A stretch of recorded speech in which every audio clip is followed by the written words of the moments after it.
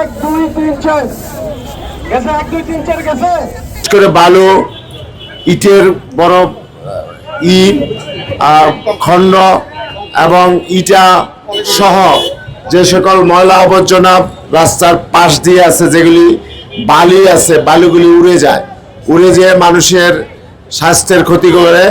সুতরাং সেগুলিকে আজকে আমরা পরিষ্কার করব।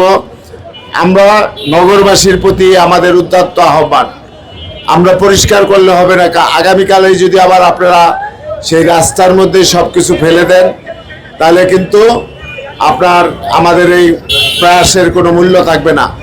আমরা চাই আপনারা সচেতন হবেন এবং যত্রতত্র ময়লা ফেলবেন না, নির্দিষ্ট স্থানে ময়লা ফেলবেন এবং যারা বাড়ি করেন, ঘর করেন, তারা রাস্তার পাশে এই বালুর ট্রাকের বালি ফেলবেন না, আপনাদের সুনির্দিষ্ট জায়গার মধ্যে ফেলে আপনারা সেগুলি পরিষ্কার পরিচ্ছন্ন করবেন। আমরা চাই সকলের সহযোগিতা। এখানে সাংবাদিকবৃন্দ আছেন, সুশীল সমাজের নেতৃবৃন্দ আছেন, আপনারা সবাই আমাদের এই কার্যক্রমকে সহযোগিতা করবেন।